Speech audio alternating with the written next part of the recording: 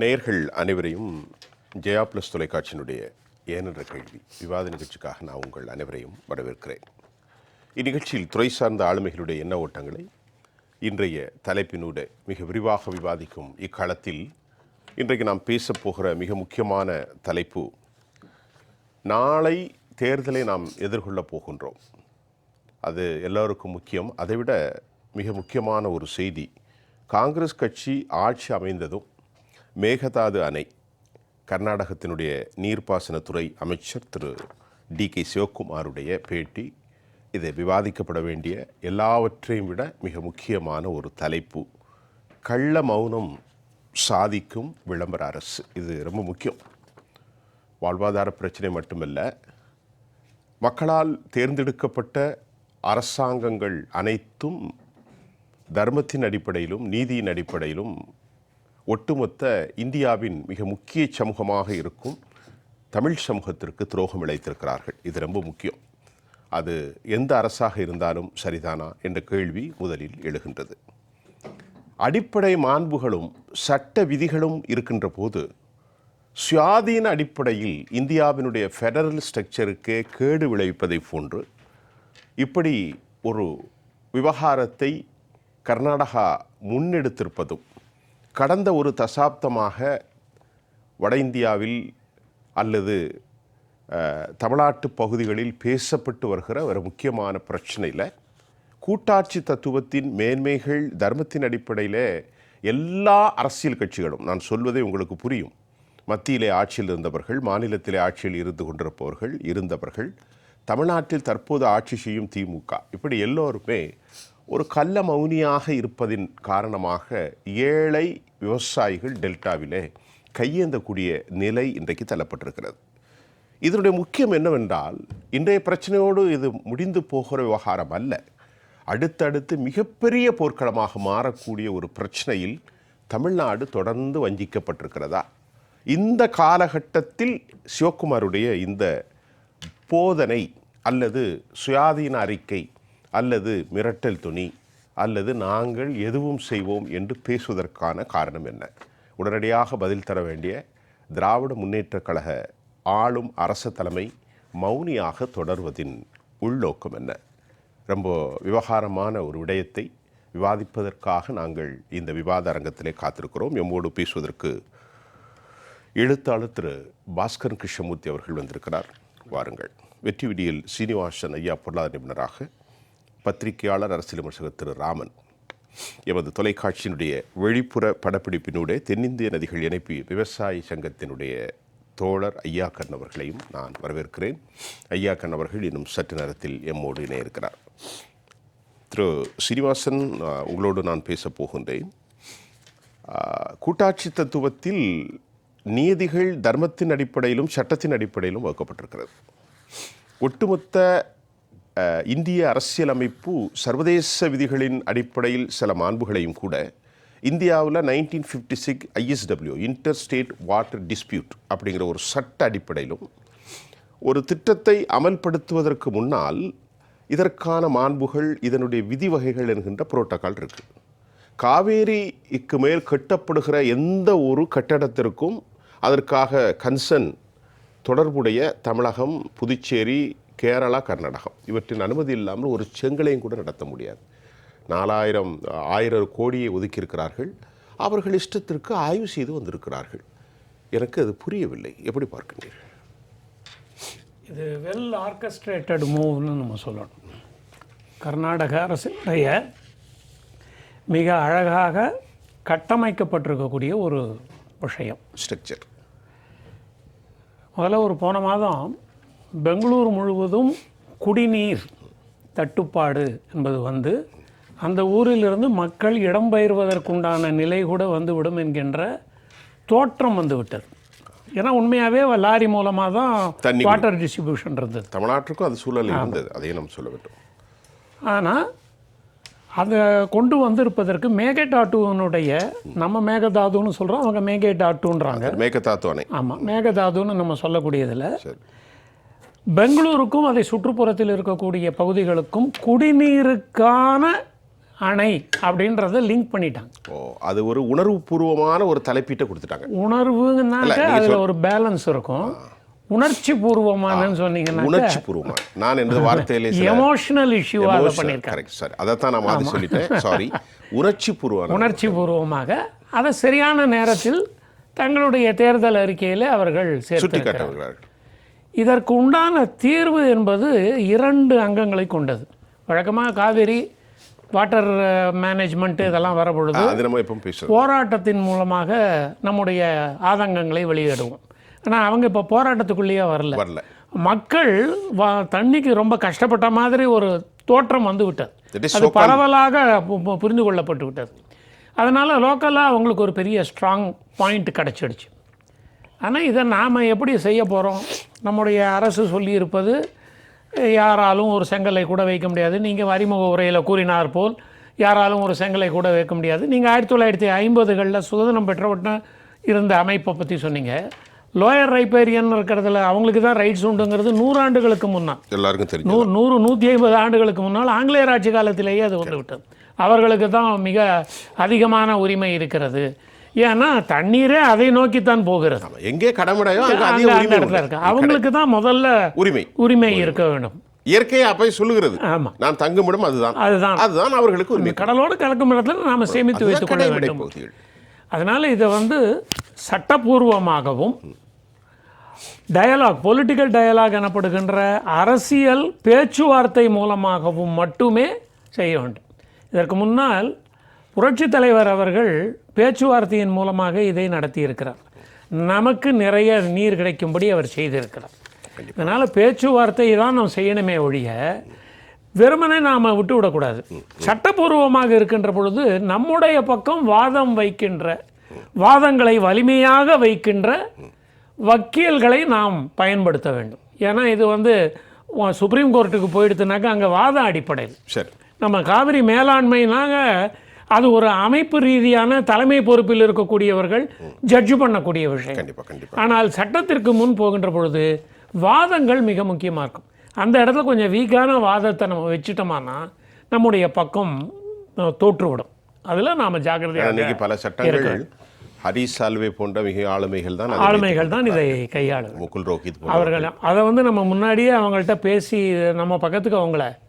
ஆனால் இது பரவாக டெல்லியிலே நீங்கள் சொன்ன மாதிரி எல்லோருக்கும் அறிந்த ஒரு விவகாரம் தான் இது ஒரு பெரிய தேசிய விஷயம் இல்லை. காவேரி இஷ்யூங்கிறது வந்து 2 மாநில விஷயமாக இதை பார்க்க முடியாது.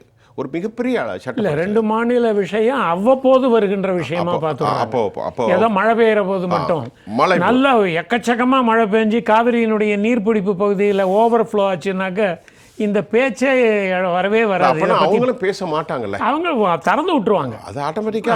அது எப்படின்னா, ஏன்னா திறந்து விடலாம் உங்களுக்கு பிரச்சனை. எப்படின்னா, ஒரு உணவு தயாரிக்கப்படுது விழாக்களில், குறைவான அளவு இருக்கும்போது செல்வந்தர்கள் உணவை அருந்துவிட்டு செல்வார்கள். ஏழைகளுக்கு அங்கே இடமில்லை. அதிகபட்சமாக மிஞ்சி போய்விட்டது என்றால் யாரும் கண்டு கொண்ட மாட்டார்கள். அள்ளிட்டு போங்கடா அப்படின்ற கதையில் மிஞ்சினால் உங்களுக்கு உண்டு, இல்லை என்னால் உங்களுக்கு இல்லை. இதுதான் இங்கே ஒரு பிரச்சனை. 2வது வரேன். பாஸ்கர் கிருஷ்ணமூர்த்தி, டிகே சிவகுமார் மார்ச் மாதம் 21ஆம் தேதி சொல்கிறாரு, ஸ்டாலின் அவரது மாநிலத்தை பார்த்து கொள்ளட்டும். டிகே சிவகுமார் காங்கிரஸ் கட்சியில் ரொம்ப முக்கியமான ஆளுமை. கர்நாடகாவில் நான் மினிஸ்டர் ஆக என்ன காரணம், பதவி வகிப்பதே இந்த மேகதாது அணைகள் குறித்து, அதில் அணை கட்டுவதற்காகத்தான் எங்களுக்கு நீதிமன்றத்திலே நியாயம் கிடைக்கும் என்று நான் நம்புகின்றேன். பெங்களூரில் தண்ணி பற்றாக்குறை இருக்கிறது எல்லோருக்கும் தெரியும். யார் சொல்கிறா? திரு சிவகுமார். ஆகவே எங்களுக்குத்தான நியாயம் கிடைக்க வேண்டும் என்று அவர் கூறுகிறார். வெளிப்படையாக பார்த்தால் அது ஒரு சரியான பேச்சு தான். ஆனால் அறிவுபூர்வமாகவும் சட்ட ரீதியாகவும் பார்த்தால் அதனுடைய வரலாற்றில் மிகப்பெரிய பிழையை அவர் செய்திருக்கிறார் என்று பார்க்கிறேன். அப்போ ஸ்டாலின் அவர் வேலையை பார்க்கட்டும் என்று இவர் சொல்வதன் காரணம் என்ன? மார்ச் 21ஆம் தேதி அவருடைய ஸ்டேட்மெண்ட். இதில் முக்கியமான 2-3 அம்சங்களை நம்ம குறிப்பிட்டே ஆகணும். என்னென்னா, ஏறத்தாழ ஒரு 15 ஆண்டுகளுக்கும் மேலாக இது குறித்து பல கட்டுரைகள் எழுதியிருக்கிறேன். அப்போலாம் நான் வலியுறுத்தி சொன்ன ஒரு அம்சம் என்ன அப்படின்னா, இது மாதிரியான நதிநீர் பங்கீடு பிரச்சனை வருகிற போதெல்லாம் எழுத்து வழியெல்லாம் கொடுத்தது. நதிநீர் பிரச்சனை மூலம் தயவு செய்து இதிலிருந்து அரசியல்வாதிகள் ஒதுங்கிருங்கள். இது மிக முக்கியமாக யாருக்கு தேவைப்படுகிறது? வேளாண் பெருமக்களுக்கு தேவைப்படுகிறது. விவசாய சங்க பிரதிநிதிகளுக்கு இவர்களே முக்கியத்துவம் கொடுங்கள். கட்டுரையில் எழுதுனது என்ன அப்படி 2 மாநிலத்தில் உள்ளவங்களும் வாங்க ஆமாம். அப்போது இதுக்குள்ளே தேவையற்ற அரசியல் உள்ளே உள்ள வராது விவசாயிக்கும் இடையிலே எப்போவுமே பிளவு வராது. ஏன்னா அவர்களுக்கு இயற்கையிலேயே வேளாண்மையின் மீது ஒரு ஆர்வம் இருக்கிறது. எந்த ஒரு விவசாயியும் துன்பப்படக்கூடாதுங்கிற ஒரு இயல்பான எண்ணம் அவர்களுக்கு தோன்றும். ஆனால் அவர்களை ஒதுக்கி வைத்து விட்டு அரசியல்வாதிகள் உள்ளே வருகிற பொழுது அவர்களோட மிகப்பெரிய பிரச்சனை என்ன அப்படின்னா, அவர்களுடைய இந்த சொல்வதற்கு தயவுசெய்து மன்னிக்க வேண்டும், அவர்களுடைய தகுதி அங்கே தடையாக இருக்கிறது. பரவாயில்ல, அதுதான் quality person. They must be participated in the delegation. ஏன் இது சொல்கிறேன் அப்படின்னா, இப்போ நீங்கள் பாருங்களேன், தமிழ்நாட்டில் மூதறிஞர் ராஜாஜி இருந்தார். அவர் ஒரு வலிமையான தலைவராக இருந்தாலும் கூட தென்னிந்தியாவுக்கோ தமிழகத்துக்கோ எதிரான ஏதேனும் திட்டமோ சட்டமோ வருகிற போது காங்கிரஸ் கமிட்டிலேயே அங்கே வலுவாக குரல் கொடுத்தார்கள். கண்டிப்பாக உண்டு. அவர் மிகப்பெரிய அறிவுஜீவி உண்டு. அதுக்கப்புறம் நீங்கள் எம்ஜிஆர் வந்தார். நீங்கள் பார்த்தீங்கன்னாக்கா நம்முடைய ஐயா சொன்ன மாதிரி அங்கே குண்டுராவ் அவர்கள் இருந்தபோது, முதல்வராக இருந்தபோது தனிப்பட்ட முறையோட நட்பை பயன்படுத்தி காவிரி நீர் வருவதற்கு வேண்டிய ஏற்பாடுகளை செய்தார். ஒரு டிப்ளமேட்டிக் மூவ். Very good. சரி, அப்புறம் இங்கே ஜெயலலிதா இருந்தார்கள், முதல்வராக இருந்தார்கள். அப்போ நீங்கள் பார்த்தீங்கன்னாக்கா அவர்கள் இந்த அரசியலுக்கு வருவதற்கு முன்பாகவே கர்நாடகத்திலேயே அங்கேயே ஒரு சினிமா ஷூட்டிங் நடந்த போதே கன்னட வீரர்களுக்கு எதிராக குரல் கொடுத்தவன். நான் தமிழ்நாட்டை சேர்ந்தவன் தான். அதில் எந்த பிரச்சனையும் இல்லை. அப்போ அவர்கள் ஒரு வலிமையான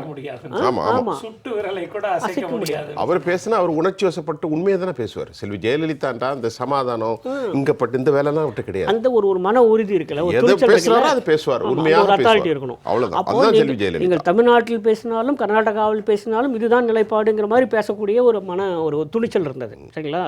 இப்போ நமக்கு என்ன பெரிய பிரச்சனைனா, இப்படி ஒரு மனத்தின்மையுடன் துணிச்சலுடன் அந்த உறுதியுடன் பேசக்கூடிய தலைவர்கள் இரண்டு பக்கமே இல்லாமல் போய்விட்டாங்களோ எனக்கு ஒரு கேள்வி எழுது. கடந்த கால வரலாற்றை பார்க்கின்ற போது நிஜலிங்கப்பா, தேவராஜ அரசு, ராமகிருஷ்ண ஹெக்டே 1984 குண்டுராவ், டி.எம். கிருஷ்ணா, எஸ்.எம். கிருஷ்ணா, இப்படிப்பட்ட பல்வேறு தலைவர்கள் இருந்தார்கள். இப்பொழுது வந்த தலைவர்கள் எடியூரப்பாவிலிருந்து அது அவ்வளவு ஒரு குவாலிட்டியான தலைவர்களாக தெரியவில்லை. இப்போ நான் சொன்ன இந்த தலைவர்கள் உங்களுக்கு தெரியும். குண்டுராவ் இருந்தார், நிஜலிங்கப்பா இருந்தார், எஸ்.எம். கிருஷ்ணா இருந்தார், அரசு இருந்தார். தேவகவுட ஆட்சியில் அது கொஞ்சம் சிக்கலான பரிணாமத்தை அறிந்தது. என்று தோன்றியது எனக்கு. அப்போதான் சிக்கல் ஆரம்பித்தது என்று தோன்றியது. ஆனால் அதற்கு முன்னால் இருந்து எடுத்து கொண்டு இருக்காது. பின்னால் அந்த கதை வேற. 1971 ஏன் காவிரி நீர் ஒப்பந்தம் ரினியூவல் பண்ணல, ஏன் அது முறையாக புதுப்பிக்கப்படவில்லைங்கிறலாம் வேற எங்கேயும் யாரையாவது கை காட்டும். அதெல்லாம் வேண்டாம், என்ன தேர்தல் சமயமாக இருக்குதுங்கலாம் உள்ளே போக விரும்பலை. ஆனால் நீங்கள் யோசிச்சு பாருங்கள், தனிப்பட்ட முறையில் குண்டுராவுக்கும் எம்ஜிஆருக்கும் இருந்த அந்த ஒரு உறவு, அந்த நட்பை எந்த அளவுக்கு மாநில நலனுக்காக அதை திருப்பி விட முடிந்திருக்கிறது என்று பாருங்கள். அதுதானே வேணும். ஆனால் இப்போது எப்படி இருக்குன்னா, தனிப்பட்ட உறவு தான் முக்கியம், மாநில உறவுகள்லாம் அதுக்கப்புறம் அப்படிதானே ஆயிட்டது இல்லையா? நம்ம யாரும் குறை சொல்லலை. ஆனால் அப்போ எப்படி இருந்திருக்கு பாருங்கள். அப்போ முன்ன சமன்பாடு எப்படி இருந்திருக்கிறது அப்படின்னா, ஒவ்வொரு தனிப்பட்ட நலனையும் நான் மாநில நலனுக்கு கொண்டு வருவேன். இப்போ நீங்கள் பார்த்தீங்கன்னா எம்ஜிஆருக்கும் என்.டி. ராமராவுக்கும் இடையில ஒரு நல்ல உறவு இருந்தது. அப்போது கிருஷ்ணா கங்கை நீர் வருகிறது, சக்ஸஸாக கொண்டு வர முடிஞ்சுதா? அதே மாதிரி எம்ஜிஆருக்கும் குண்டுராவுக்கும் நல்ல உறவு இருந்தது. இப்போ கர்நாடகாவிலேருந்து வெகு எளிதில் காவிரி நீர் பெற்றுத்தர முடிந்தது. அப்போது தனிப்பட்ட உறவுகளாம் எதற்கு பயன்படணும் அப்படின்னா, ஒரு பொது நோக்கத்துக்கு பயன்படணும். ஒரு சின்ன குறுக்கீடு, காவேரி தாய் என்று பாராட்டப்பட்டவர் அம்மையார் செல்வி ஜெயலலிதா. அந்த வரலாற்றை நாங்கள் அவசர கோலத்தில் படிக்கின்றோம். நாம் ஜெயா டிவியினுடைய தொலைக்காட்சிக்கு எப்பொழுதும் இது மனதிலே பதிந்த வரலாறு, எனக்கு ஒன்றும் புதிதல்ல. ஆனால் அவர் மறிக்கும் வரைக்கும் இந்த பிரச்சனைகள் பெரிய டிசென்ட்டாக ஆகலை. சரியான அளவில் தண்ணீர் வந்து கொண்டு தான் இருந்தது, சரியாக வந்து கொண்டிருந்தது. அப்படி வராமல் போயிருந்தால் அது ஒரு மிகப்பெரிய பிரச்சனையாக எந்த அளவுக்கு கொண்டு போக முடியும் என்பது அவங்களுக்கு தெரியும். ஆமாம், ஆனால் அது உண்மை. இப்போ நீங்கள் பாருங்களேன், ஒரு 2 பேரும் நான் வந்து ஒப்பிட்டே பார்க்கல. ஒரு இடத்துல ஜெயலலிதா இருக்கிறார்கள், அவங்க வந்து காவிரி நீருக்காக உண்ணாவிரதம் இருக்கிறார்கள் என்று சொன்னால் அது ஏற்படுத்திய தாக்கம் எந்த அளவுக்கு இருந்தது. உடனடியாக காவிரி ட்ரிபியூனல் கிடைச்சது. வேற ஒரு உண்ணாவிரதம் நான் சொல்ல தயாராக இல்லை. யாரும் ஒருபோதும் இல்லை, இருந்ததே இல்லை. ஏன்னா நம்ம செயல்பாட்டை தெரிஞ்சுதே, உடனடியாக தெரிஞ்சுதே. உடனடியாக மத்திய நீர்வள அமைச்சர் வந்திருக்கிறார், உடனே பேசுகிறாரு, உடனே காவிரி ஆணையம் அமைக்கப்படுகிறது. செயல்பாட்டில் தெரியுதுல்ல. ஆனால் வேறொரு உண்ணாவிரதத்தை பாருங்கள், வேற ஒரு நோக்கத்துக்காக வேறு ஒரு இருந்த உண்ணாவிரதம், யார் எதற்காக உண்ணாவிரதம் சொல்ல தேவையில்லை, தமிழ் மக்களுக்கு தெரியும். அப்போ நீங்கள் பாருங்க, சொல்லலாம் நான் சொல்லி காட்ட வேண்டும் அல்ல, அது என்னோட இது. ஒரு தலைவன் ஒரு இனத்திற்காக போராடி செத்து போன பின்பும் அவனை காப்பாற்றுவதற்காக 2009 இவர்கள் இந்திய ராணுவம் போகவில்லை என்று சொல்லக்கூடிய உண்ணாவிரதங்கள்லாம் இருக்கின்றது. அந்த அளவுக்கு பைத்தியகாரத்தனமாக தமிழகத்திலே ஆட்சி நடந்தது, திமுகவும் அதனுடைய தலைமையும் நடந்தது. நான் கேள்விப்பட்ட வரையில் சில நிமிட உண்ணாவிரதம் நான் கேள்விப்பட்டதில்லை. அப்போ தான் முதல் முறையாக கேட்டோம். ஆனால் இவங்க அப்படி இல்லை, நேரடியாக போனாங்க. அங்கே வந்து சேர்ற வரைக்கும் உண்ணாவிரத்தை நிறுத்திக்கொள்ள மாட்டேன்னு அப்படின்னாங்க. அங்கேருந்து மத்திய நீர்வள அமைச்சர் நேராக வந்தார், உத்தரவாதம் கொடுத்தபடியே காவிரி ஆணையம் அமைக்கப்பட்டது.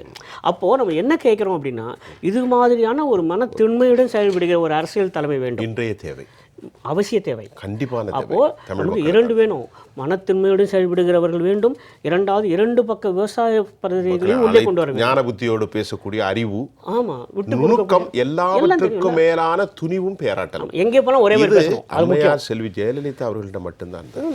ராமன், நாளைக்கு காலையில் நாங்கள் ஓட்டு போட போகிறோம், எல்லோரும் தயாராக இருக்கோம். இன்னைக்கு செய்தி வருது, என்ன நோக்கம்? நம்ம இப்போ சட்ட ரீதியாகலாம் நிறைய பேச போகிறோம். எப்படி பார்க்கின்றீர்கள்? நம்முடைய தலைப்பே விளம்பர அரசினுடைய கள்ள மௌனம். விளம்பர அரசினுடைய தோழமைகளாக இருக்கும் காங்கிரஸ் கட்சியினுடைய தேசிய தலைவராக உருப்பெற்றிருக்கக்கூடிய டி.கே. சிவகுமார் ஸ்டேட்மெண்ட். அதாவது கர்நாடகத்தினுடைய துணை முதலமைச்சர் டி.கே. சிவகுமார் இன்னைக்குள்ள அறிக்கையினுடைய பின் என்னென்னா, அவர்களுக்கு ஓட்டு பேங்கு. இப்போ நாளைக்கு தமிழ்நாட்டோட 19ஆம் தேதி நாளைக்கு தமிழ்நாட்டில் தேர்தல் முடியுது. அதுக்கு அடுத்த கட்டமாக கர்நாடக மாதத்தில் 2 கட்ட தேர்தல் அங்கே நடக்குது. அப்போ 2 கட்ட தேர்தலில் அந்த மாநிலத்துடைய பிரச்சனை முன்வைக்கணும். அப்போ முன்வைக்கும் போது அவர் என்ன சொல்வார்? காங்கிரஸ் ஆட்சி, எங்களுடைய அரசு மத்தியிலும் காங்கிரஸ் ஆட்சி அமைந்தால் நாங்கள் மேகதாது அணையை கட்டப்படுவோம், மக்களுக்கு குடிநீர் திட்டம் மட்டுமில்லை மின்சாரமாக எல்லாம் தயாரிப்போம், இது கர்நாடக மக்களுடைய வாழ்வாதாரம் என்று அவங்க சொல்கிறாங்க. இப்போ அதே அந்த விஷயத்தை பொறுத்த வரைக்கும் இன்றைக்கி திமுகவும் விடியா அரசு ஆனால் விளம்பர அரசான திமுகவும் அந்த கட்சியில் தான் கூட்டணியில் இருக்கிறாங்க. அந்த கட்சியில் கூட்டணி இருந்துட்டு பார்த்தீங்கன்னா communist right left Rahu Ketu 2 பேரும் சேர்ந்து திமுகவும் சேர்ந்து அது சம்பந்தமாக எந்த விதமான அறிக்கையும் கொடுக்கல, எதிர் அறிக்கையும் கொடுக்கல. காரணம் முழுக்க நீங்கள் சொன்ன தலைவர் கள்ளத்தனமான ஒரு உடன்பாடு. காரணம் என்னென்னா, இது சம்பந்தமாக பார்த்தீங்கன்னா இன்றைக்கி யாருமே இதை பற்றி விவாதமாக நடத்திக்கிறல. காரணம் மறந்து கடந்து போகிறோம். காரணம் என்ன? எவ்வளோ முக்கியமான இதுக்கு காரணம் என்ன? பொழுது விடிந்தால் தேர்தல் இருக்கட்டுமே. ஆமாம், அப்போ தேர்தலில் இதை கொண்டு விவாதம் நடத்தும் போது என்ன ஆகுன்னா, ஓட்டுகள் மக்கள் சிந்திப்பார்கள். மக்கள் ஓஹோ இவங்க இப்படிலாம் நாடகம் நடிக்கிறாங்களா? ஒரு கூட்டணியில் இருந்துக்கிட்டு அவர் கர்நாடக மாநிலத்தில் உள்ள மக்கள் மத்தியில் தன்னுடைய கட்சி தான் ஆட்சிக்கு வரணும்னு சொல்லிட்டு ஓட்டுக்காக அவங்க நாடகம் நடத்துகிறாங்க. தப்பில்லை. அப்போ அந்த நாடகத்துக்கு இவங்களும் ஒத்து ஊதுறாங்க, துணை போகிறாங்க. கவுண்டர் கொடுக்கணும் இல்லை? இப்போ இன்று காலை தமிழ்நாட்டில் பிரபலமான ஒரு நாளிதழில் செய்தி வருது, நாமளும் பார்க்குறோம். திமுக அப்படி மௌனியா இருக்கு, கவுண்டர் கொடுத்துருக்கோம். இல்லை காரணம் இல்லை, அதுக்கு காரணம் உங்களுக்கு சார் நாளைக்கு ஒரு நாள் பொழுது விடிந்ததும் இந்த பாண்டிய நாடே என் பாட்டிற்கு அடிமை, நீங்களும் சற்று ஓய்வெடுத்துக் கொள்ளுங்கள், நானும் சற்று ஓய்வெடுத்துக் கொள்ளுங்கள் மாதிரி திருவிளையாடல் வசனம் போல் அந்த நிலைப்பாடு. ஸோ அதனால என்ன பண்ணுறேன்னா, இதை முதல் முறையாக தமிழகத்தில் ஒரு ஊடகத்தினுடைய நிலைப்பாடு பார்த்தீங்கன்னா, தொலைக்காட்சியில் ஜெயா பிளஸ் தொலைக்காட்சி இன்னைக்கு முன் வந்திருக்காங்கன்னா, உண்மையிலே மாண்புமிகு ஜெயலலிதா அம்மையார் இருந்தால் இந்த பிரச்சனைலாம் வந்திருக்காது. மக்களுடைய நலனுக்காக தான் ஜெயலலிதா அம்மையார் மட்டுமில்லை தியாகத்தில் சின்னமாகவும் போராடுகின்றார். ஆனால் இவர்களுக்கு இதை பற்றிலாம் கவலை இல்லாமல் கர்நாடகா மாநில அரசு ஜெயிச்சுட்டு போயிட்டுங்க, நமக்கு என்ன பிரச்சனை? இன்றைக்கி காவேரி பிரச்சனை ஒரு நாள் சங்ககால வரலாற்று புலவர்கள்லேருந்து இன்றைக்கு உள்ள கவிஞர்கள் வரைக்கும் காவேரியுடைய புனிதத்தை தான் பாடுறாங்க. நீங்கள் சிறுகாழி கோவிந்தராஜன் கூட நடந்தாய் வாழி காவேரி நாடெங்குமே செழிக்க நன்மையெல்லாம் கொளிக்க நடந்தாய் வாழி காவேரி, நடந்தாய் வாழி காவேரி என்பது சிலப்பதிகாரத்தில் இருக்குது. அந்த வார்த்தை சிலப்பதிகாரத்தில் இருக்கிறதுனால தான் அந்த வார்த்தையை மேற்கோள் காட்டுறாங்க. இன்றைக்கி கவிஞர்களும் நிறைய பாருங்க. ஏன்னா காவேரியை வைத்து அந்த இன்றைக்கி தென் மாவட்டம் இன்றைக்கி கர்நாடகத்திலிருந்து நம்ம தஞ்சை, தருமபுரி, மேட்டூர் அப்படியே காவேரி வரைக்கும் பார்த்திங்களா குடகுமலையிலேருந்து ஆரம்பிக்குது. தமிழ்நாட்டில் ஒரு பாட்டு, குடகுமலை காட்டில் ஒரு பாட்டு கேட்குதா என் பைங்கிளி. ஏன்னா இந்த பாடல் எதுக்கு பாடுறேன்னா, இன்னைக்கு உள்ள மக்களுக்கு இந்த மாதிரி ஒரு அந்த குடகு அதன் மேகதாதுடைய நிலைப்பாடு என்ன, இதுக்கு எங்கேருந்து வருது, குடகுமலையிலேருந்து ஆரம்பிக்குது. தமிழ்நாட்டு அந்த காவிரியோட ஜீவாதாரமே தமிழ்நாடு. அந்த மேகதாதுடைய தமிழர்கள் என்ன சொல்லணும்னா, ஆடு தாண்டு கூட இடம் தானே அது. ஆடு அப்படியே ஜம்பிங் அந்த கரை போயிருவாங்க. அது ஆடு தாண்டு, மேகதாது என்றால் ஆடு தாண்டும் என்ற பொருளும் அதில் அர்த்தம் இருக்குது. இப்படிப்பட்ட ஒரு வரலாற்று புகழ், அதாவது குடிநீர் மட்டுமல்ல விவசாயிகளுடைய வாழ்வாதாரத்தை தக்க வைத்து இன்றைக்கி காவேரியுடைய நிலைப்பாடு மட்டுமல்ல, தமிழகத்தின் மக்கள் மட்டுமல்ல தமிழகத்தின் விவசாயிகளுடைய உயிர்நாடி காவேரி. இன்றைக்கி கர்நாடக அரசு தங்களுடைய மக்களை தக்க வைக்கணும். அண்ணன் சொன்ன மாதிரி இன்றைக்கி கர்நாடகத்து மாநிலத்தில் பெங்களூரு சிட்டிக்குள்ளே தண்ணி டோட்டலாகவே இல்லை. ஆனால் இன்றைக்கி தமிழ்நாட்டில் என்ன பண்ணுறாங்கன்னா, நீர்வழித்துறை அமைச்சர் பொதுப்பணித்துறையை 2ஆக பிரித்து அதாவது அந்த கூவா ஆற்றுல முதலை கதை எப்படி கணக்கு வந்ததோ அதே மாதிரி பராமத்து துறையை ரெண்டாக பிரித்து நீர்வழித்துறைன்னு ஒரு அமைச்சரை உருவாக்கி அதில் ஃபுல்லாக பார்த்தீங்கன்னா ஒரு ஆறுங்கோழி எதுவுமே துருவாரு கிடையாது. மொத்தமாக நமக்கு நாமே திட்டம் பில்லை போட்டு அடிச்சுட்டு போயிட்டே இருக்கிறது. அப்போ இந்த மாதிரி ஒரு துறையில் இருக்கும் இவர்களை பொறுத்தவரையிலும் தண்ணீருக்கு அவங்களுக்கு கவலைப்படுறது கிடையாது. தமிழ்நாட்டு விவசாய பற்றி கவலைப்பட கிடையாது. தமிழகத்தின் வாழ்வாதாரத்தை பற்றி கவலைப்பட கிடையாது. தமிழ்நாட்டின் மக்களை பற்றி கவலைப்பட கிடையாது. காவேரி வந்தால் என்ன அவங்களும் அதை பற்றி கவலை கிடையாது. காவேரி நீரை பற்றி கவலைப்படுவது இன்னைக்குள்ள சூழ்நிலையில் தேக்கத்தள்ளி சின்னம்மா மட்டும்தான். ஆகவே தான் தொடர்ந்து இன்னைக்கு ஜெயப்ளஸ் தொலைக்காட்சியில் இந்த தலைப்பில் விவாதம் பண்ணாங்கன்னா சாதாரண விஷயம் கிடையாது. ஆக முக்கியமான தலைப்பு. ஏன்னா ராமன், நம்ம பேசும்போது தமிழ்நாட்டுடைய துரைமுருகன் நக்கல் நையாண்டி கிண்டல் கேள்வி நல்லா கவனிங்க. அந்த பேட்டியில் டைம்ஸ் ஆஃப் இந்தியாவில் நீங்கள் படிச்சிருக்கலாம் சில ஆண்டுகளுக்கு முன்பு. நக்கல் நையாண்டி கொஞ்சல் கெஞ்சல் கேள்வி. இந்த இதை பற்றி நாம் படிக்கும்போது ஒரு அன்கண்ட்ரோல்டு இன்டர்மீடியேட் கேட்ச்மெண்ட் பிளேசஸ், அதாவது கட்டுப்பாடற்ற வரம்பற்ற ஒரு இடம். எஸ், நீர்பிடிப்பு பகுதி. நான் அதை சொல்லிடுறேன். கேட்ச்மெண்ட் பகுதி என்பது நீர்பிடிப்பு பகுதி. அதான் ரொம்ப அழகாக சொல்கிறது, அன்கண்ட்ரோல்டு இன்டர்மீடியேட் கேட்ச்மெண்ட் பிளேஸ். ஆனால் இங்கே எந்த அடிப்படை ஆதாரம் இல்லாமல் அவங்க ஒரு சார்ட்டை வெளியிடுறாங்க. அதை கட்டுறதுக்கு ஒரு கல்லை எடுத்து வைக்கிறதுக்கே தமிழகத்தினுடைய உத்தரவு இல்லாமல் ஒரு கல்லை எடுத்து வைக்க முடியாது. நல்லா கவனிங்க. ஆனால் அந்த அரசு சார்ந்தவர்கள் சொல்கிறாங்க மேகதாதுல 400 மெகாவாட்டு, சிவசமுத்திரத்தில் 345 மெகாவாட்டு, ராசிமணலில் 360 மெகாவாட்டு, ஒக்கனைக்கல்ல 120 மெகாவாட்டு. இதெல்லாம் யார் உங்களுக்கு இந்த ரைட்டு கொடுத்தா? அதாவது இந்த காவேரி பிரச்சனையே சார் முழுக்க தமிழர்களுக்கு சொந்தம். நீங்கள் நம்முடைய சோழர் காலத்தினுடைய கல்வெட்டு மெய்கீர்த்தி என்ற கல்வெட்டில் என்ன சொல்லியிருக்காங்கன்னா 1000 ஆண்டுகளாக காவேரியின் உரிமையை சோழர் மன்னன் தான் வச்சுருக்கிறாங்க. சோழர் காலத்தில் உள்ள வச்சுருக்காங்க. 1920 நீங்கள் பார்த்தீங்கன்னா சென்னை மாகாணத்தில் முதலமைச்சர் ஒப்பீனியன் பெற்று தான் சிவசமுத்திர கனியினோட அந்த அணையை அவங்க கட்டியிருக்கிறாங்க. அதனால தான் அன்னைக்கு பார்த்தீங்கன்னா இதே கனி படத்தில் 1975 புலமைப்பித்தன் எழுதினா பாட்டு பாருங்கள். தென்னமகமம் இன்ப திருநாட்டில் மேவியதோர் கண்ணெடுத்து குடகுமலை கனி வயிற்றில் கருவாகி ஏர் வீழ்ச்சி காணாமல் இருக்க சிவசமுத்திர கனி. 1920 சென்னை மாகாண முதலமைச்சர் அனுமதியை பெற்று சிவசமுத்திர கனி அந்த அணையை கட்டினாரே. அந்த எவ்வளோ பெரிய பாடலை அண்ணாவுக்கு நிகராக அந்த பாடலை எடுத்து கொண்டு வந்தார்களே புலமைப்பித்தன் அவர்கள். இப்படிப்பட்ட பாடல்கள் நமக்கே முடியலன்னு சொல்லியிருக்கதல்லவா? அப்படி என்றால் ஒரு ஆட்சியை ஆளக்கூடிய மாநில அரசு 3 ஆண்டுகள் விளம்பர அரசாக வைத்திருக்கும் மக்களுக்கான விடியாத ஒரு அரசு இன்னைக்கு காவேரி பிரச்சனை இரட்டை படம் போடுகின்றது என்றால் ஓட்டு வங்கிக்கு மட்டும்தான். இங்கு நீங்கள் நீங்க சொல்ல நாளைக்கு இந்த தேர்தல் நடக்கின்றது. கர்நாடக அரசை கண்டித்து தமிழகத்தில் அனைத்து கட்சி கூட்டம் போடுங்க. நீங்கள் தமிழ்நாட்டினுடைய கர்நாடக மாநிலத்தினுடைய நீர்ப்பாசனத்துறை அமைச்சர் சந்திங்க, மத்திய அமைச்சருடைய அதிகாரிகளை சந்திங்க. காவிரி தீர்ப்பாயம் என்னாச்சு, உச்சநீதிமன்றத்தில் இது என்னாச்சு, மத்திய அரசுடைய நிலை 3 நீங்கள் புறக்கணிச்சுட்டு கர்நாடக அரசு காவேரிக்கு எந்த இதுவும் செய்யாமல் எல்லாமே புறக்கணிச்சுக்கிட்டு அப்போ தமிழக மக்களுடைய வாழ்வாதாரம் என்ன? காவேரி தமிழர்களுக்கு சொந்தம். காவேரி கிட்டத்தட்ட 3000 ஆண்டுகளுடைய வரலாறுல பார்த்தீங்கன்னா எல்லாமே காவேரியுடைய அந்த நீர் சம்பந்தமானது. தமிழ்நாடுக்கு சொந்தம், தமிழ்நாட்டு விவசாயிகளுக்கு சொந்தம். இதையெல்லாம் ஒரு அரசுக்கு தெரியாதா? இப்போ நாமளே சாதாரண ஒரு அரங்கத்தில் உட்காந்து இவ்வளோ வரலாறை எடுத்து நம்ம சொல்லும் போது நாட்டை ஆளக்கூடிய மாநில அரசுக்கு சாதாரணமெல்லாம் நம்ம பேசலை. நம்மகிட்ட அவ்வளோ ஆதாரம் இருக்குது. அவங்களோட நம்ம ஒன்றும் அறிவில் குறைஞ்சவங்க இல்லை. அவங்க வேணுக்குன்னு நம்ம என்ன சார், நாமளே நம்ம தாழ்த்தலை. எங்கள்கிட்ட அவ்வளவு நாலேஜும் அவ்வளோ புத்தகம் வச்சுருக்கோம். தமிழக அரசில் இருக்கிறவங்களுக்கு அந்த போர்ட்போலியோவில் இருக்கிறாங்க பாருங்க, அவர்களுக்கு தான் அந்த இருந்தால் இந்த மாதிரி ஒரு நிலைக்கு அனுமதிச்சிருக்கோம். 1892 ஆண்டிலே ஆங்கிலேயர்கள் ஆட்சி காலத்தில் இந்த காவிரி பிரச்சனை இருந்தது. அதுலேருந்து அவங்க ஸ்டோரி எடுக்கிறாங்க. நம்ம பேசுவோம். இப்போ 2வது பேசுவோம். ஸ்ரீனிவாசன் சார், இப்போ இந்த சூழ்நிலையில் நம்ம ஒரு இறையாண்மைக்கு உட்பட்ட சாவரின் கண்ட்ரிக்கு சத்தியம் பண்ணுறோம், அப்படி தானே? அதுதானே ஒரு சிஸ்டம். தேசம் பல வகையில் இருக்கிறது. பாரத மாதா அப்படின்னு சொல்கிறாங்க. இருக்கும் வளங்கள் எல்லாமே எல்லோருக்கும் பகிர்ந்தளிக்கப்பட வேண்டும். இந்த 2 தேசிய கட்சிகள், அந்த பாஜகவும் நதிநீர் கொள்கையை பறித்து எந்த விவகாரமும் இல்லை, காங்கிரஸ் கட்சியும் சொல்லவில்லை. அப்போது பாரத மாதா என்று சொன்னால் அந்த மாதாவினுடைய வளமும் நலமும் அனைவருக்குமானது. இது ஒரு வருத்தத்துக்குரிய செய்தி. 1. 2வது, இந்த மாதம் பிப்ரவரியில் 12ஆம் தேதி சித்தராமையாவுடைய அறிக்கை வென்று வருகிறது. என்னென்றால், நான் ஏற்கனவே டிகே சிவகுமாருடைய அறிக்கை சொன்னேன். சட்டப்பேரவையில் அவருடைய உரையில் என்ன சொல்கிறாருன்னா, விரைவில் நாங்கள் அனுமதி பெற்று மேகதாதுல கெட்ட போகிறோம். அவரே சொல்கிறார், தனியாக இதற்கான குழுக்களையும் அமைப்போம், துணை மண்டல குழு ஒன்றையும் அமைத்து விட்டோம். அணை கட்டும்போது நீருக்குள் செல்லும் நிலப்பரப்பு மற்றும் வெட்டப்பட வேண்டிய மரங்களை நாங்கள் அடையாளப்படுத்தி உள்ள அந்த பணி நிறைவடைந்துள்ளது. மாநிலத்தினுடைய தேர்தல் எடுக்கப்பட்ட இறையாண்மைக்குட்பட்டு சத்தியம் பண்ணக்கூடிய ஒரு மாநில தலைவர் சொல்கின்றார். எத்தனை மரம் ஏக்கரில் முழுனா 6996 மரத்தை வெட்ட போகிறோங்கிறாங்க. எல்லா வேலையும் முடிஞ்சுது. இங்கே உட்கார்ந்து 1000 ரூபாய் கொடுத்த ஸ்டாலின் அவர்கள் பிரச்சாரம் செய்து கொண்டார். நான் கேட்குறேன் ஐயா ஸ்டாலினோட கேள்வி, 6996 மரங்கள் நீருக்குள்ளே போகிறது, வெட்டப்படுகின்றோம்.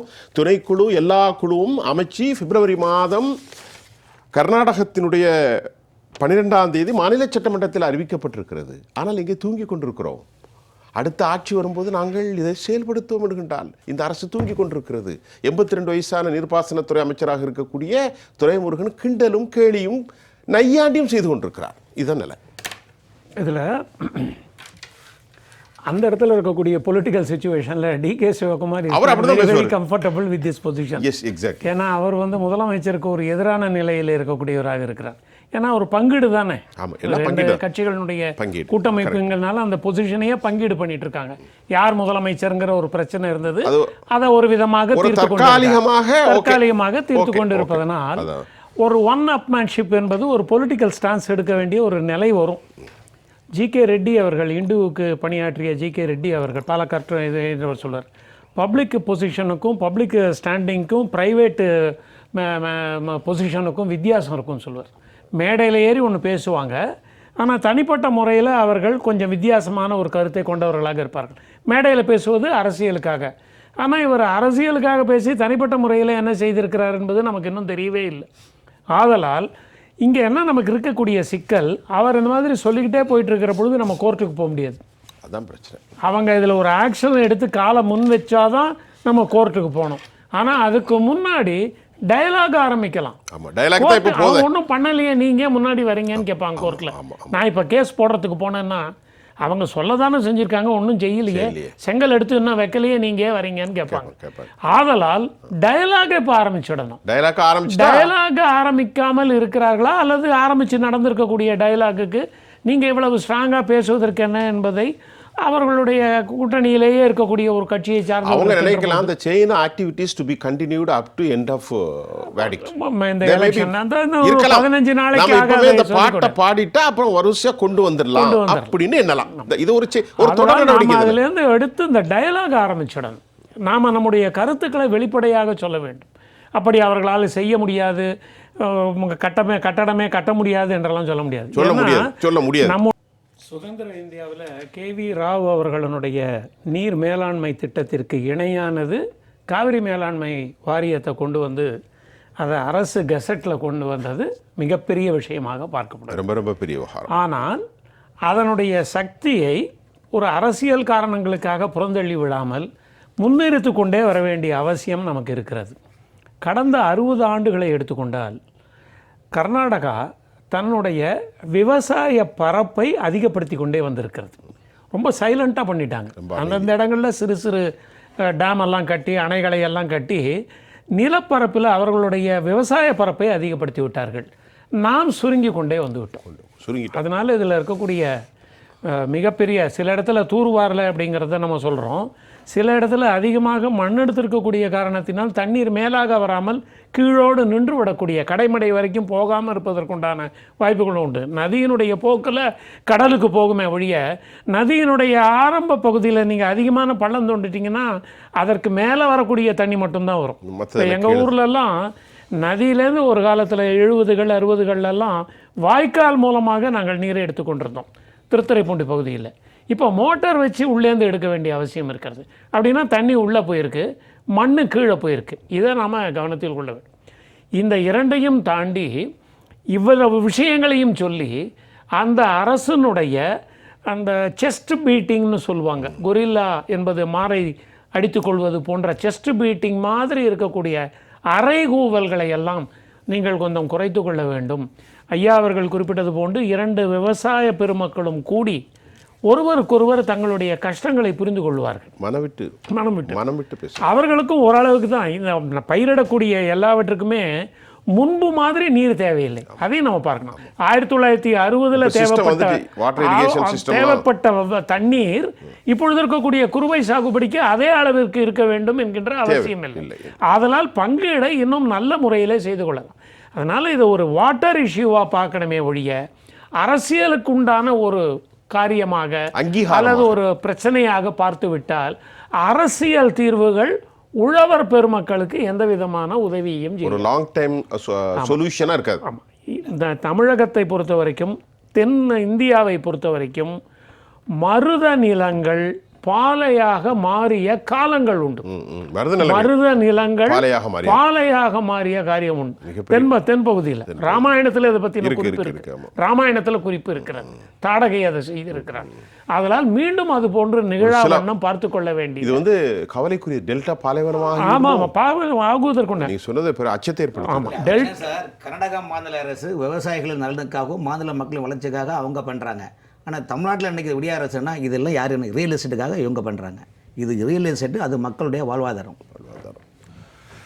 திரு ஐயாக்கன் ஐயா வாருங்கள். எங்களுடைய இணைப்பில் சற்று முன்னர் தென்னிந்திய நதிகள் இணைப்பு விவசாயிகள் ஐயாக்கன் ஐயா, இப்போ நாளை இன்னும் ஒரு 8-9 மணி நேரத்தில் நாங்கள் வாக்களிக்க. வணக்கம் ஐயாக்கன் ஐயா. நாம வாக்களிக்கக்கூடிய நேரம் நெருங்கி வருகின்ற போது வணக்கம். இந்த பிரச்சனை தற்போது கர்நாடகாவினுடைய DK சிவகுமார் ஒரு பெரிய அரசியல் தலைவர், மாநிலத்தினுடைய துணை முதலமைச்சருடைய இந்த அறிக்கை இப்பொழுது வர வேண்டிய காலம் என்ன, இதற்கான தேவை என்ன, தமிழ்நாடு அரசு தற்போது வரைக்கும் எந்த விதமான ஒரு கவுண்டரும் கொடுக்காமல் செல்கிறதே, இதெல்லாம் எப்படி எதிர்கொள்கின்றீர்கள்? உங்களுக்கு நான் இந்த விளக்கத்தை எல்லாம் சொல்ல வேண்டியது அல்ல. நீங்கள் எப்படி பார்க்கின்றீர்கள் இன்றைய விவகாரத்தை? யாரைத்தான் நம்புவதோ பேதை நெஞ்சம். விவசாயி இன்னைக்கு பேதை ஆயிட்டான். ஆமா, ஒரு காலத்துல 1890க்கு முன்னாடி கர்நாடகா வெறும் 90,000 ஏக்கர் தான் சாகுபடி பண்ணுச்சு காவிரி தண்ணியில. நம்ம 35 லட்சம் ஏக்கர் 3 போகம் சாகுபடி பண்ணோம்.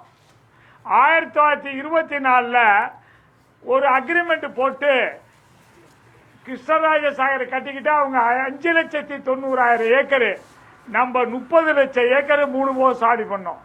74 வருடம் நல்லா ஓடிக்கிட்டே இருந்துச்சு. எந்த பிரச்சனையுமே இல்லை. வெள்ளம் வந்துச்சு காவிரியில். நிறைய பக்கம் வந்து காவிரியை பற்றி தமிழ்நாடு அரசு யாரும் கண்டுக்கவே இல்லை. 74 ஆட்சியில் செய்தவர்கள் தமிழக விவசாயிகளை கண்டுகொள்ளவே இல்லை. அதனால என்ன பண்ணாங்க, கர்நாடகா கிட்டத்தட்ட 30,000 ஏரியா வெட்டுச்சு புதுசா. இந்த தண்ணியை பூரா ஒரு 10,000 20,000 மோட்ரு 2,000 ஹார்ஸ் 20,000 ஹார்ஸ் மோட்டரை வச்சு லிப்ட் பண்ணி கொண்டு அங்க ஏரியில் ஒரு ஒப்பிருச்சு. அது இல்லாம 5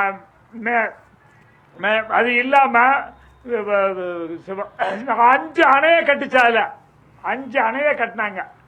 அந்த 5 அணையில பார்த்தா தண்ணியே இருக்காது. எப்ப பார்த்தாலும் சொல்லுங்க, தொடர்ந்து பேசுங்க. தண்ணி இல்ல. இப்ப அவங்க 30 லட்சம் ஏக்கர் சாகுபடி பண்றாங்க 3 போகம். ஆனா நம்ம வந்து 30 லட்சம் ஏக்கர் சாகுபடி இந்த வருஷம் 10 லட்சம் ஏக்கர் பண்ண முடியல.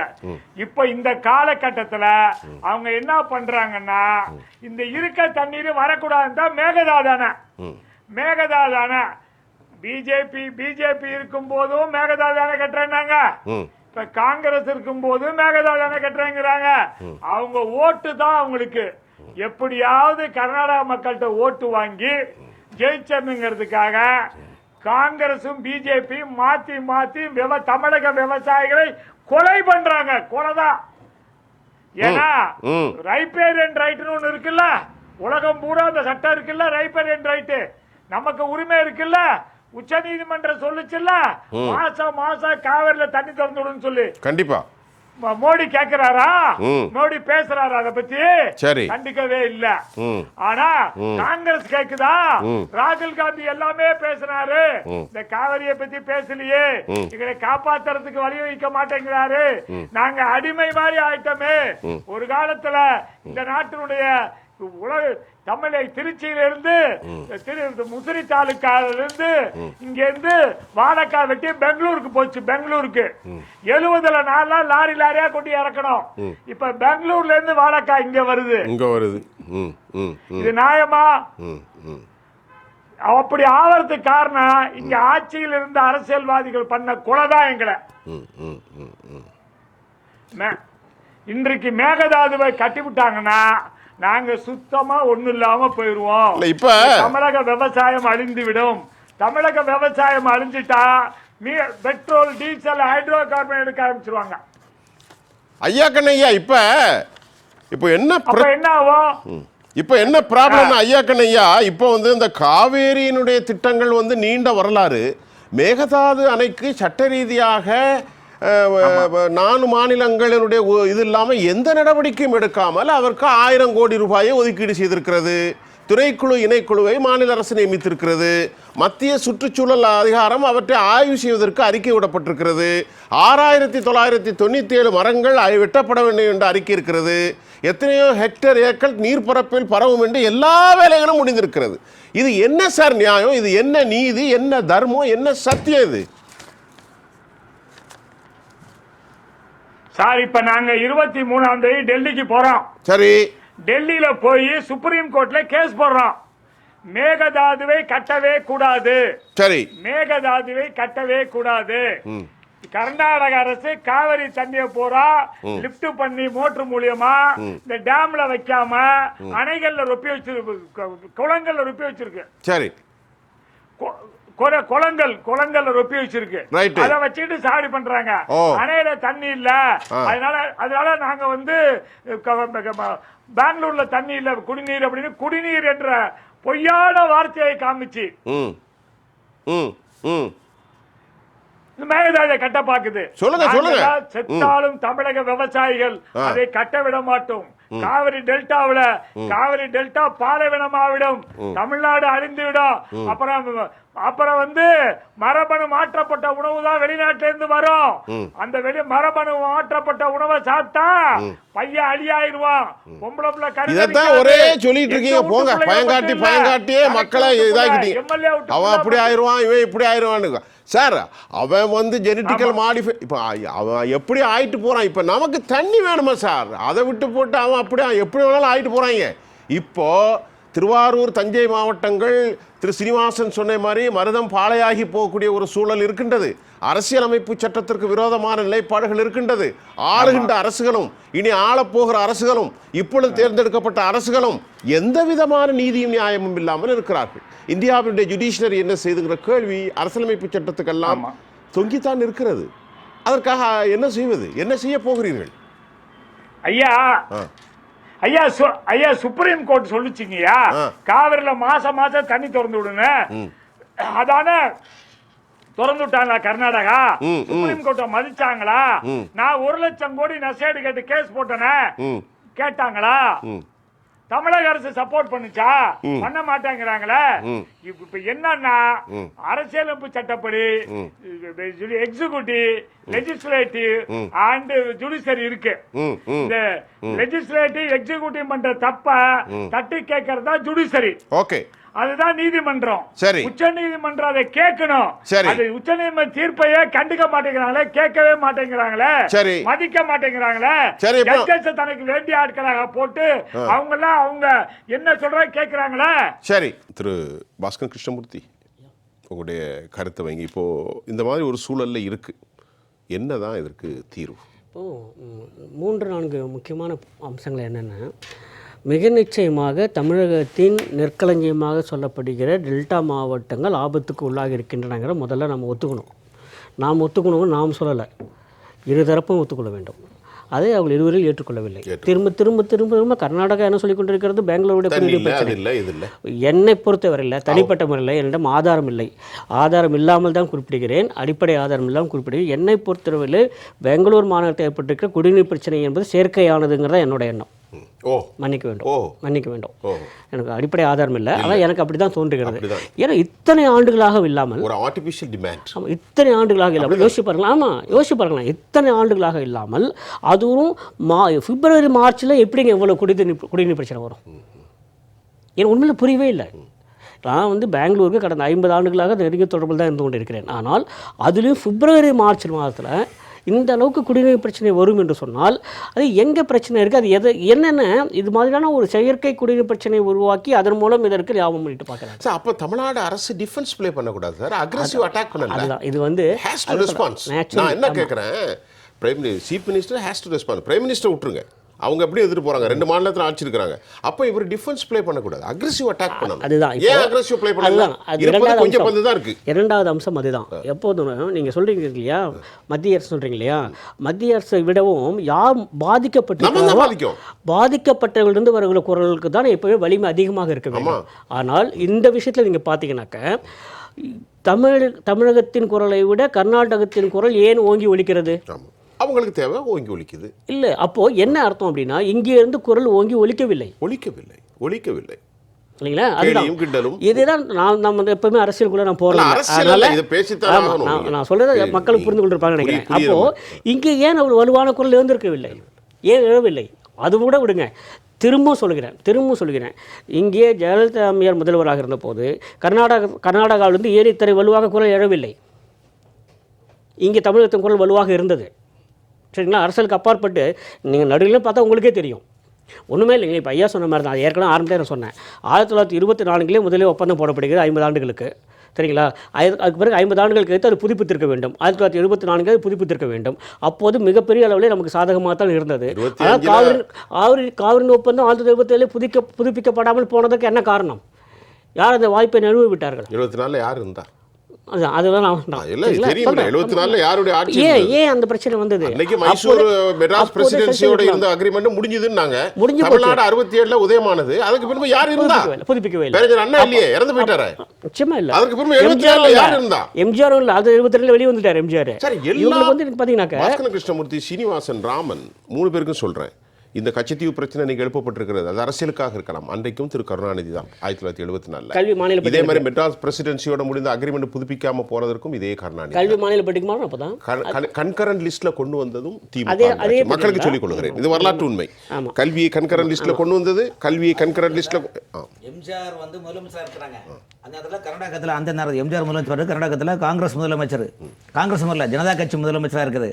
அந்த நேரத்தில் 2 ஒரு கூட்டணி போட்டு பொழுது விடிஞ்சா இந்த காவிரி கையெழுத்து போடும்போது அன்றைய கலைஞர் என்ன பண்ணிட்டாருன்னா, மொழிகள் பிரச்சனையை சொல்லி இந்த மாதிரி தமிழ்நாட்டில் பிரச்சனை பண்ண போகிறாருன்னு சொல்லிட்டு உடனே மறுநாளைக்கு அந்த திட்டமே ரத்து போனாங்க. அன்னைக்கு முதலமைச்சர் எம்ஜிஆர் அவருக்கு கையெழுத்து போட்டிருந்தால் இன்றைக்கி தமிழ்நாட்டில் இந்த காவிரி பிரச்சனை வந்திருக்காது. ஆனால் அது கெடுத்தது அன்றைய திமுக தலைவர் கலைஞர் தான்.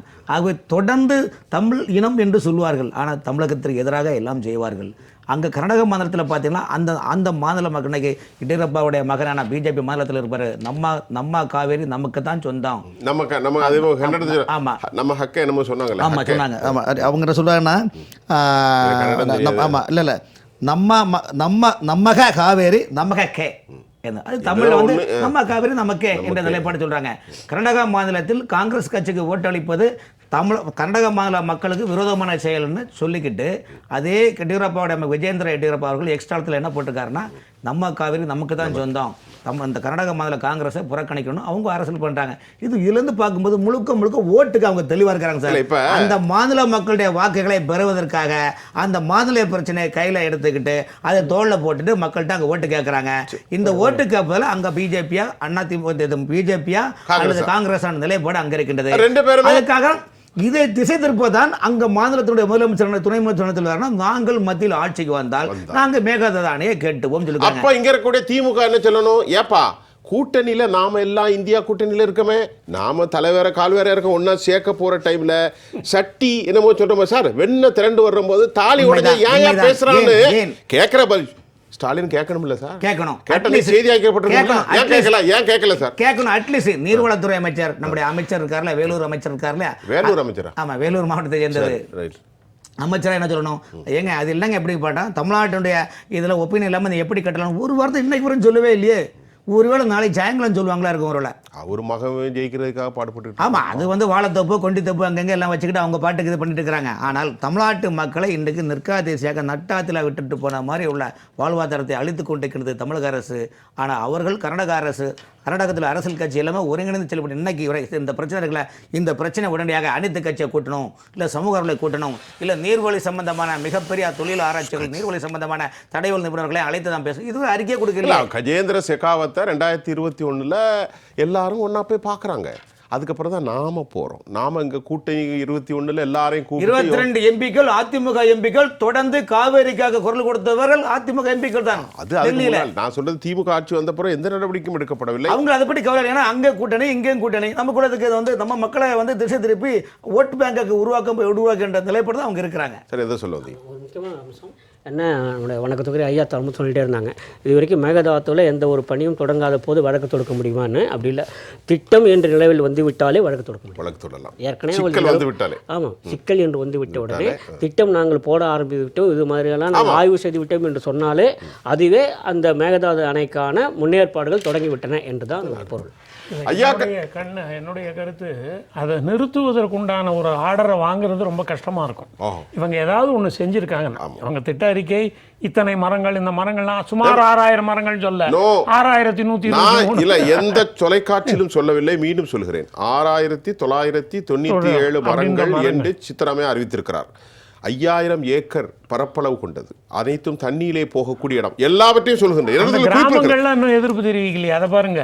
நாம மிக முக்கியமா பார்க்க வேண்டியது, இப்ப மேகதாது பெங்களூர் குடிநீர் திட்டத்திற்கான அணை குடிநீர் தட்டுப்பாடு வந்து விட்டது அப்படின்ற ரெண்டையும் நாம ஹேண்டில் பண்ண வேண்டிய சூழல்ல இருக்கும். நீங்க சொன்ன மாதிரி இதற்காக குழு அமைச்சிருக்கிறாங்க, துணை மண்டல குழு அமைச்சிட்டாங்க, எத்தனை மரங்கள் சொல்லியிருக்கிறாங்க, 5000 ஏக்கர் உள்ள போகின்றது, மேகதாதுல எவ்வளோ மெகாவாட் எங்களுக்கு தனியாக கிடைக்க போகுது, பெங்களூருக்கு 4 TMC தண்ணீர் கிடைக்க போகிறது, 1000 கோடி ஒதுக்கீடு, மொத்தம் 14,500 கோடி திட்டப்பணி, எல்லா ப்ராஜெக்ட் ரிப்போர்ட்டும் போட்ட பிறகு தமிழக அரசு தூங்குகிறது.